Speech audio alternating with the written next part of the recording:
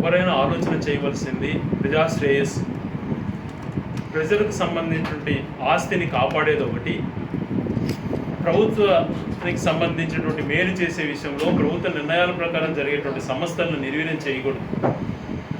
గౌరవ ముఖ్యమంత్రి చంద్రబాబు నాయుడు గారు తాను అంతకుముందు 10 సంవత్సరాలు పరిపాలన చేసినటువంటి 95 నుంచి 2004 వరకు ముఖ్యమంత్రిగా ఉన్నప్పుడు కూడా అనేకమైనటువంటి ప్రభుత్వ రంగ సంస్థలను విచ్ఛిన్నం చేసి ప్రైవేట్ పరం చేశాడు, తన బినామీలకు దోచిపెట్టాడు. తర్వాత ఆయన మారాడని కొంతమంది అన్నారు, ఆయన ఏమాత్రం మారలేదని ఇప్పుడు అర్థమవుతాం.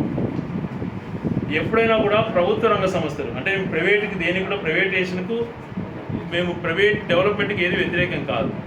వాళ్ళ దగ్గర డబ్బులు ఉన్నప్పుడు వాళ్ళ స్తోమతతో ఇప్పుడు బ్యాంకర్స్ దగ్గర నుంచి వాళ్ళకు ఉన్నటువంటి లయబిలిటీస్తో వాళ్ళు సొంతంగా కట్టచ్చు. కానీ ప్రభుత్వం నిర్ణయించిన దాంట్లపైన వాళ్ళు కన్ను వేసి దాన్ని చీప్గా కొట్టేసేసి దోచుకోవడం అనేటువంటిది సరైనటువంటి పద్ధతి కాదు. ఈ ప్రభుత్వం ఏర్పడిన తర్వాత మొట్టమొదటిగా వైజాగ్ స్టీల్ ప్లాంట్ పైన దృష్టి పెట్టారు. దాని ప్రజల నుంచి తీవ్ర వ్యతిరేకత వస్తుంటే వీళ్ళు ఆల్రెడీ కమిట్ అయిపోయారు, కానీ డిలే చేస్తున్నారు. ఏదో ఒక రోజు దగ్గరలోనే దాన్ని చేసేటువంటి ఆలోచన వాళ్ళకి కలిగింది. ఈరోజు స్పష్టంగా దాన్ని ప్రైవేట్ పరం చేయమని మాట్లాడలేకున్నారు. వైజాగ్ స్టీల్ ప్లాంట్ ఆంధ్రుల హక్కు అని చెప్పి ఆ రోజు మా ప్రాంతంలో కూడా దానికోసం ప్రాణాలు విడిచారు. అది అందరి హక్కు. దాన్ని నిర్వీర్యం చేసి ప్రైవేట్ పరం చేయాలంటే ఆలోచన కలుగుతూ ఉంది. అదే రకంగా 17 మెడికల్ కాలేజీలు నిర్మిస్తే ఆ 17 మెడికల్ కాలేజీలో సూపర్ స్పెషాలిటీ హాస్పిటల్స్ ఉంటాయి. పేద విద్యార్థులకు గవర్నమెంట్ సీట్స్ వచ్చిన వాళ్ళకు ఫ్రీ సీట్స్ ఉంటాయి. అక్కడ పీజీ చదువుకోవచ్చు, నర్సింగ్ కాలేజ్ ఉంటుంది.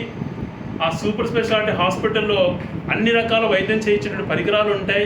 అది ప్రజలకు మేలు జరుగుతుంది అని అంటే ఆ గవర్నమెంట్ మెడికల్ కాలేజెస్ను వద్దు, కేంద్ర ప్రభుత్వం పర్మిషన్ ఇచ్చినా కూడా, ఎంసీ అప్రూవల్ ఇచ్చినా కూడా మాకు వద్దవి, మేము ప్రైవేట్ పరం చేయాలనుకుంటున్నామని చెప్పి రిటర్న్గా రాసిచ్చినటువంటి దుర్మార్గం ప్రభుత్వం ఇది. ఎంత మోసం చేస్తున్నారో ఒకసారి ఆలోచన చేయమంటున్నాయి రాష్ట్ర ప్రజలు. దాంట్లో ప్రైవేట్ పరం ఆరోగ్యాన్ని ప్రైవేట్ పరం చేసి అమ్ముకోవాలని చూస్తున్నాడు. ఈ ప్రజల భవిష్యత్తు మనకున్నటువంటి ఏకైక ఆధారం పోర్ట్స్, మనకున్నటువంటి సముద్ర తీరం. దాదాపుగా నెల్లూరు నుంచి శ్రీకాకుళం వరకు 1000 కిలోమీటర్ల పైగా మనకున్నటువంటి ఏకైక వనరు అది. అక్కడ మనం ఆదాయం బాగా పెంచుకోవాలి. ఇటు పక్కన సింగపూరు, మలేషియా లాంటి దేశాలకు ఎగుమతులు కానీ మిగతా పోర్ట్లో సంబంధించిన ఎగుమతులు దిగుమతుల్లో మనకు 100% అవకాశాలు ఉంటాయి. పోర్ట్స్ బాగా చేయాలని చెప్పి రామాయపట్నం, ధూల్పేట, మచిలీపట్నం పోర్ట్స్. రామాయపట్నం 4300 కోట్లతో పవర్ ఫైనాన్స్ కార్పొరేషన్ వాళ్ళతో, పిఎఫ్సి వాళ్ళతో దాదాపుగా లోన్ ఇప్పించే 4000 కోట్లు వాళ్ళతో సైన్ చేయించి ఆ ప్రాజెక్ట్ను దాదాపుగా కంప్లీట్ చేసుకొస్తుంటే ఈరోజు ప్రభుత్వం 400 కోట్లు 500 కోట్లు ప్రభుత్వం ఖర్చు పెట్టాల్సింది కూడా ఆ ఖర్చు కూడా పెట్టి 500 కోట్ల నుంచి 800 కోట్లకు ప్రైవేట్ వాళ్ళకి ఇవ్వాలని చూస్తాం.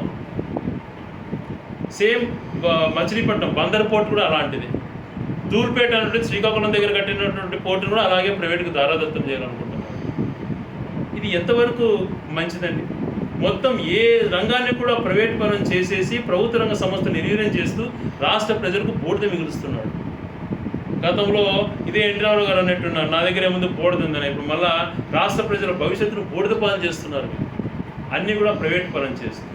ఉదాహరణకి ఒక పోర్ట్ అనేటువంటిది ప్రభుత్వ రంగ సంస్థ ప్రభుత్వం మెయింటైన్ చేస్తే దాని అసెట్ వాల్యూ దాని 2-3 సంవత్సరాల తర్వాత ఈరోజు మన నెల్లూరు దగ్గర ఉన్నటువంటి పోర్టుని నవయుగ వాళ్ళు దాదాపుగా 3000 కోట్లకు అప్పుడు తీసుకుంటే దాని వాల్యూ ఈరోజు 20 నుంచి 25,000 కోట్లకు ఆదాయాన్ని తీసుకున్నాడు. ఆ ప్రభుత్వానికి సంబంధించిన ఈ 3 పోర్ట్లు కూడా భవిష్యత్తులో 2 సంవత్సరాలలో 20 నుంచి 25,000 కోట్ల వాల్యూ పెరిగేటువంటి పోర్ట్స్ని అక్కడ ఎస్ఈసీడీస్ డెవలప్ చేస్తే ఎంతోమంది యువతకు బంగారు భవిష్యత్తు లభించేటట్టు దాన్ని ప్రైవేట్ పరం చేస్తున్నాడు అని అంటే ఇంతకన్నా దుర్మార్గం ఉంటుందా? నువ్వు చేయలేదు, నువ్వు శాంక్షన్స్ తీసుకురాలేదు, నువ్వు అగ్రిమెంట్ చేయించలేదు, నువ్వు ఫైనాన్స్ కంపెనీలతో ఆ అప్రూవల్ చేయించలేదు. గత ప్రభుత్వంలో జగన్మోహన్ గారు చేసినట్టు కూడా ఆయనకు మంచి పేరు వస్తుందని చెప్పి ఈరోజు ఈ రకంగా వ్యవహరించడం ఎంతవరకు శ్రేయస్కరమో ఈ ప్రభుత్వాన్ని గట్టిగా అడుగుతున్నాను. మీరు సమాధానం చెప్పాల్సిన బాధ్యత ఉంది. ఎందుకు రామాయపట్నం హడావిడిగా రోజుల్లోనే కట్టబెట్టేయాలా ప్రభుత్వ రంగానికి, వాళ్ళ బినామీలు కట్టబెట్టాలనే ప్రయత్నం ఎందుకు చేస్తున్నారో చెప్పాలి. వీటితో పాటు పోర్టుకు అనుకూలంగా ఉంటుంది, మనకు సముద్ర తీరం ఉంది, మత్స్యకారులకు బాగుండాలా అని చెప్పి ప్రతి 50 కిలోమీటర్లకు ఒక ఫిషింగ్ హార్బర్ కూడా తీసుకున్నాడు. ఆ ఫిషింగ్ హార్బర్స్ కూడా ప్రైవేట్ పరం చేయాలని చూస్తున్నాడు. మెరీన్ యూనివర్సిటీ రావాలి. మనకున్నటువంటి ఆక్వాలో కానీ ఫిషింగ్లో కానీ అలైడ్ అగ్రికల్చరల్ అంటారు. అగ్రికల్చర్ కాకుండా ఈ సముద్ర తీరంలో వచ్చేటువంటి ఫిషింగ్ కానీ మన ప్రాన్స్ ద్వారా కానీ వచ్చేటువంటి ప్రాఫిట్ 28% మన రెవెన్యూలో ఉంది. దానికోసం మెరీన్ యూనివర్సిటీ అనేటువంటిది ఆ కోస్టల్ ప్రాంతంలో ఉంటే ఎంతోమందిని విద్యావంతులను చేయించినటువంటి గొప్ప ఆలోచన చేసి దాన్ని దాదాపు కంప్లీట్ స్టేజ్కి తీసుకొస్తే అది ఇంతవరకు అతిగతి లేదు. విద్య పైన ఎప్పుడు కూడా ఇతనికి ఫోకస్ లేదు. అక్కడే మనకు తెలుస్తుంది గ్రౌండ్ లెవెల్లో.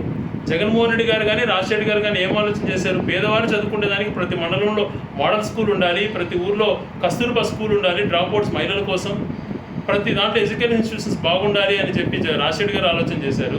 జగన్మోహన్ రెడ్డి గారు ప్రభుత్వ బడులకు పోయేటువంటి పిల్లలు బాగా చదువుకునేదానికి డిజిటల్ బోర్డ్స్ ఉండాలి, మంచిగా వాళ్ళకి ఆ స్కూల్ కార్పొరేట్ స్థాయిలో ఉండాలని చెప్పి జగన్మోహన్ రెడ్డి గారు ఆలోచన చేస్తే చంద్రబాబు నాయుడు గారు ఎప్పుడు గవర్నమెంట్ స్కూల్స్ అంతా నిర్వీర్యం చేసేయాలి, నారాయణ చైతన్య వాళ్ళ కోసం పనిచేస్తాడు, వాళ్ళ సంస్థలు బాగుండాలి అని చెప్పి ఆలోచన చేస్తాడు. ఇదే అండి పరిపాలనకు ఉండాల్సినటువంటిది. అక్కడే నేను నైజం బయటపడతాను. విద్య దగ్గర నుంచి ఉద్యోగరీత్యా కాడి నుంచి ఆరోగ్యం దగ్గర నుంచి అన్నీ తాకట్టు పెట్టేస్తే ఈ రాష్ట్ర ప్రజలకు ఏం మిగులుతుందని బూడిద తప్ప.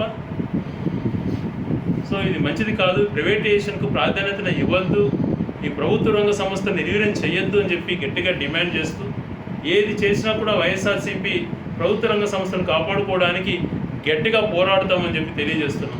మన ఈ మధ్యన చూశాను, ఇరిగేషన్ ప్రాజెక్ట్స్ కూడా దారదత్తం చేయాలని చూస్తున్నాడు, పంట కాలువలు కూడా దారదత్తం చేయాలని చూస్తున్నాడు ప్రైవేట్ పరంగా. ఇట్లాంటి ఆలోచనకి ఎందుకు కలుగుతుందో నాకు అర్థం కావడం లేదు. వీటన్నిటిని తీవ్రంగా వ్యతిరేకించి ప్రజల తరపున అండగా నిలబడతామని చెప్పి తెలియజేస్తున్నాం.